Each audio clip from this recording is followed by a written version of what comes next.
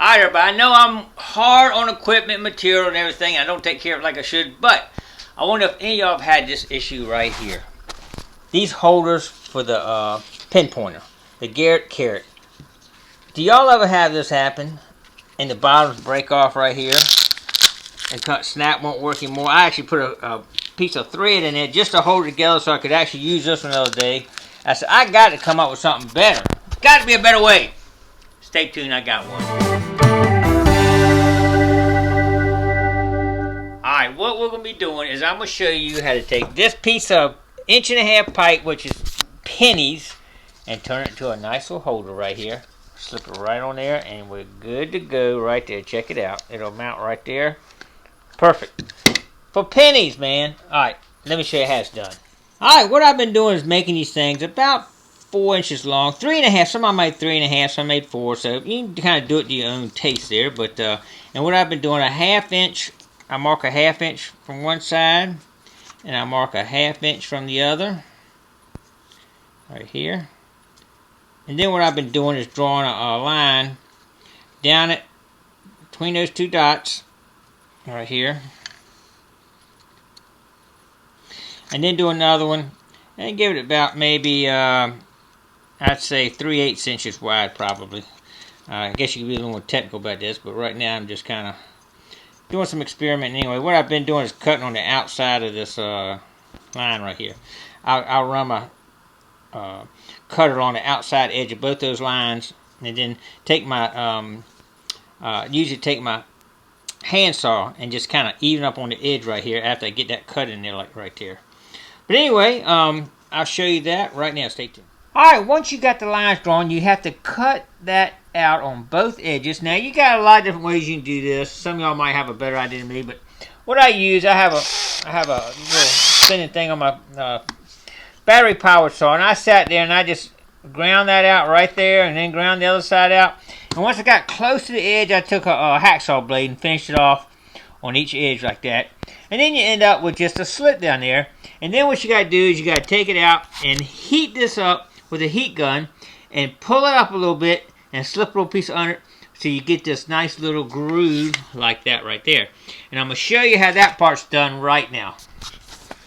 Alright, after we got the slots cut in here, we're going to be heating this up with a heat gun, and we want to try to deflect some of the heat away from the rest of it. Just heat this up more than the other. So what I do, I take a little bit of this aluminum tape and put it in between here so that it, whoa, okay, that came out, didn't it? Get this in here like this. I haven't pulled the backing off yet, but I will do that. But then I get this in here like that. That way it's kind of just heating this area up where I'll be pulling that out. So that should work good. I'll put another piece up here. So let me get that all set up and get ready for the heat gun. I'll show you how to get that out. Stick a little something behind it and hold it there while it hardens. Once you get something behind it, you just put cold water on it and it'll instantly stop it right there and harden. Alright, let's get started. Let me get this back on here and I'll show you when I get it done. Alright, hopefully that's going to direct most of the heat just to that area I want it in with the deflection of the heat gun once I put it on there. And then we'll pull that out and make a little slot where your belt to go through it. Alright, y'all ready? Let's do it. Alright, what we have here, this is a heat gun right here. I'm just going to heat this up a little bit in here slowly. It doesn't take real long, but it'll take a couple minutes. That thing gets hot fast, man. You can see it already starting to get hot. Man, that's not going to take long.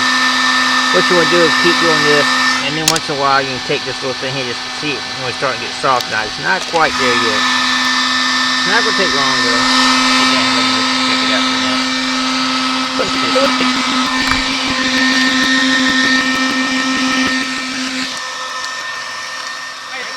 Alright, as you see, it's nice and loose now. See how easy that moves around? We just want to get something behind it now so we can hold it in that position. Like that, right there. See how it's holding it? Let me cut this off. Alright, that's done.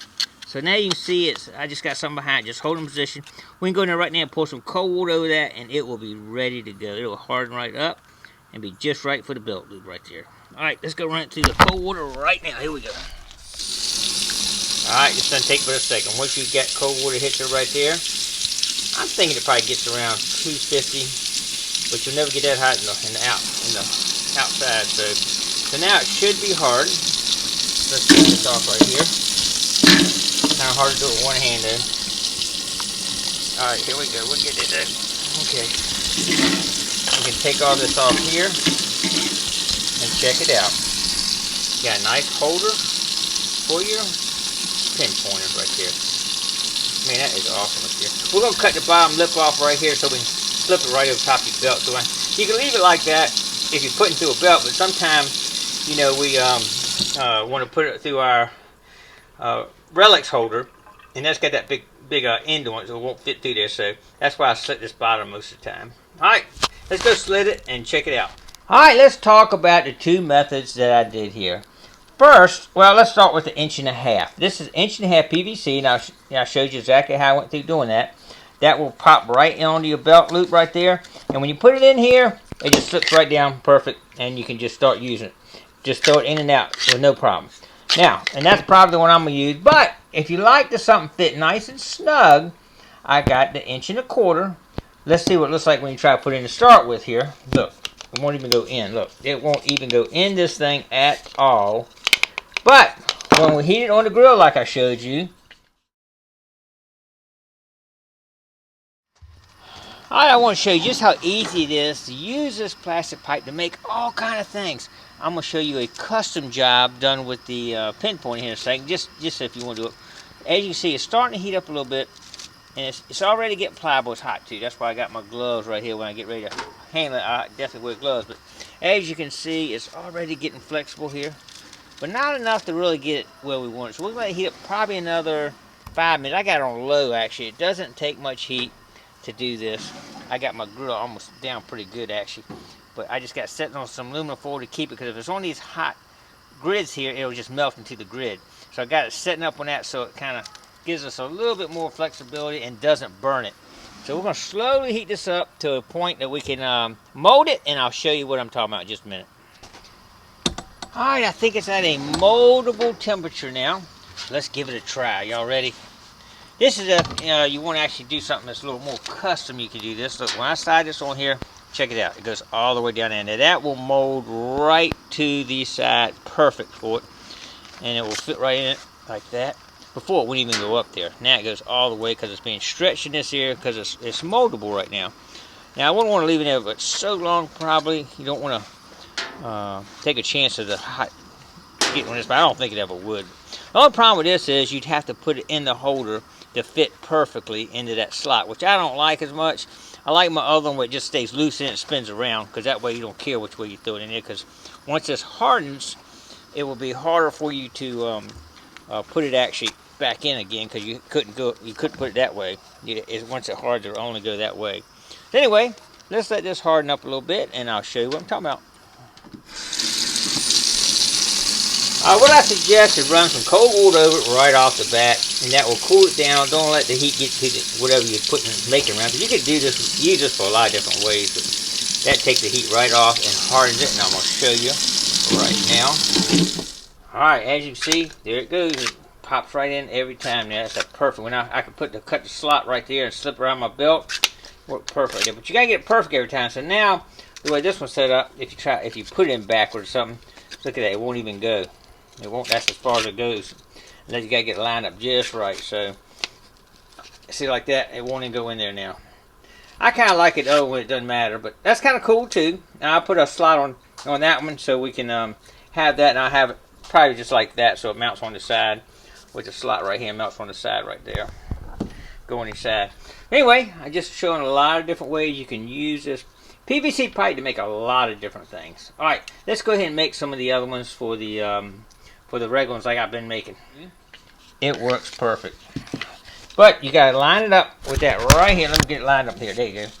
You line it up right there, and it slips right down there perfect. And you can actually make it tighter if you really wanted to. Just push up a little harder and kind of wiggle it as it's hardening, and it will probably stay a little bigger too. But that's good too. That will fit right on your side right there.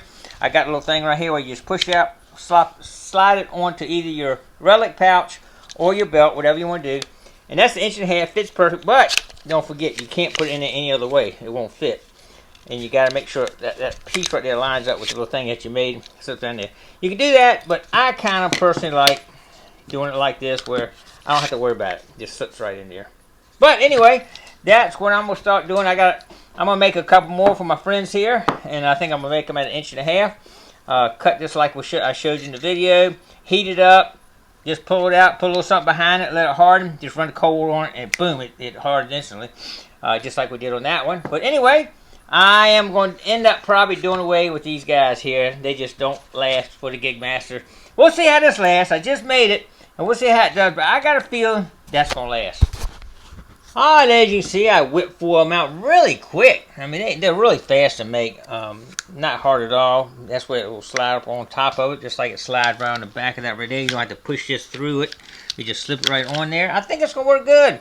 Got my extreme scoop pouch ready to go. This is one I made years ago for my digging tool here. I used to carry in the water a lot with me. But that's lasted for years and had no issue with it at all. So I'm thinking this is going to work good. I need something that's Gigmaster proof, because I break and tear up so much stuff that they give me. So anyway, we're going to try this, see how it works, and I'll let you know how it goes. So stay tuned. Y'all seen me do this before, but all you need is the super glue, liquid super glue, not the gel. Make sure you get the liquid. Some baking soda, and that's all you need. It's pretty simple, and some protection in here. You don't want to drip this on anything here. So I'm trying to do this one-handed here, so bear with me a minute. First, you want to put a little bit of crazy glue in the area that you want to protect. Just like that right there. And then you just want to dip it in the crazy glue like that. And you see it stuck right to it right there. You see how it stuck to it? That's a chemical reaction. It instantly hardens the crazy glue. Instantly. So I'm going to put a little bit more on this side right here where I'm lacking. If y'all see right there, there's not any protection in that area right there. And this does not affect the what it's doing here, so as far as detecting metal. So right there, see how it's got it right there. So we're coming around here now. I got need a little bit right in this area right here. Whoop, that's okay, no problem. You're not hurting anything with this stuff, man. You can't hurt it. And if you get a little too thick, you can actually take and sand it off a little bit if you wanted to, but I wouldn't suggest it. Alright, I got that area protected now, and that will keep it from wearing a hole in that plastic. And I tell you, this thing here is several years old, and I have gone through all kind of sand, rocks, gravel, and it hadn't wore a hole in it yet since I started doing that. I used to try to put a little plastic cover on it, but the cover kept coming off and hard to stay on. And I tell you, I found this to be the best. When you're doing it, you push it in there. That area right there seems to hit the worst right in there. So sometimes I put a little extra on that right there. Put a little extra right in that area right there. Just stick it in that, and there it is. It's done. Pretty cool, huh? Alright, that definitely protects it when you're in that water, in that gravel, wearing holes in it right there. Some of y'all might not use it once a year or two, and you don't have any problem, but I'm using this thing every day in all kind of harsh material, harsh environment. So, anyway, it works, trust me. Alright, one more piece of advice. Y'all see this right here on here, right? Always, always tie this off to your pin pointer, because you're leaving a hole, you'll drop it, do whatever. Man, so many people lose these things because they're not attached to their body somewhere. You just put it like a little clip it to your belt, whatever, tie it off here. This right here I use is stretchy. You know, it's elastic, and you get it from Home Depot, Lowe's. It's really cheap. And just put a couple knots in it like that. Hook it to one of these dollar store carabiner right there. Hook it up, and you don't never have to worry about losing it, because you will leave it laying there. I've seen people hunting with me leave them and lose them all the time. The guy who hunted with me the other day lost his. He did go back and find it, but make sure you always put this on there, and so it's attached to your body somewhere. Just another piece of advice from the Gigmaster. I think this will do a good job. Anyway, hopefully, if y'all want to try to do that, you know, I gave you enough instructions to make your own if you want to do it. So anyway, I appreciate everybody coming along on this little adventure. Don't forget to click like, comment below, share, and subscribe to the Gigmaster. We'll try to help you on your metal detecting, come up with some good ideas too. Alright, stay tuned.